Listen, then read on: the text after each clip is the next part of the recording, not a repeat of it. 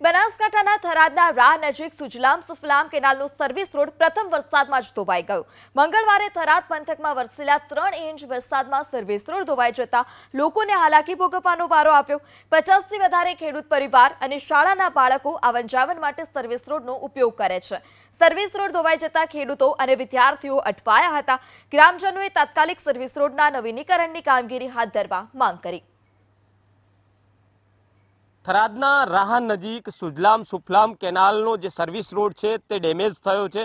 જો કે તમે જોઈ શકો છો તે પ્રમાણે જ આ સર્વિસ રોડ ઉપર મસ્ત મોટું ભંગાણ થતાં 50થી વધુ ખેડૂત પરિવારો મુશ્કેલીમાં મુકાયા છે। કારણ કે રાહ ગામમાં આવવા માટે માત્ર એક જ આ રસ્તો છે, જેના કારણે તમામ જે ખેડૂતો છે તે પરેશાન થયા છે। કારણ કે દૂધ ભરાવાનું હોય કે પછી શાળાએ જતા બાળકો હોય છે, તેમના માટે આ સર્વિસ રોડ હાલ માથાનો દુખાવો બન્યો છે। કારણ કે જે રીતે સામાન્ય વરસાદ માત્ર આવ્યો ત્યારબાદ આ તમે જોઈ શકો છો તે પ્રમાણે મસ્ત મોટું ભંગાણ છે તે સર્વિસ રોડમાં પડતા જે ખેડૂતો છે તે પરેશાન બન્યા છે, સાથે સાથે શાળાના બાળકો પણ પરેશાન બન્યા છે। તમે જોઈ શકો છો તે પ્રમાણે જ બાજુમાં જે શાળા આવેલી છે, જેના કારણે અહીંથી જે વિદ્યાર્થીઓ છે તે અવર જવર કરતા હોય છે, તો બીજી તરફ અહીંથી ખેડૂત પરિવારો છે તે પણ અહીંથી નીકળતા હોય છે, જેના કારણે આ તાત્કાલિક ધોરણે પાકો રસ્તો બનાવી આપે તેવી ખેડૂતોની માંગ છે। સાથે સાથે જે આ સર્વિસ રોડ ઉપર આવેલી જે 5 ધોરણ સુધીની શાળા છે તેમાં પણ નાના ભૂલકાઓ સ્કૂલે આવતા હોય છે, જેને લઈને ક્યાંક હાલાકી ના સર્જાય, જેને લઈને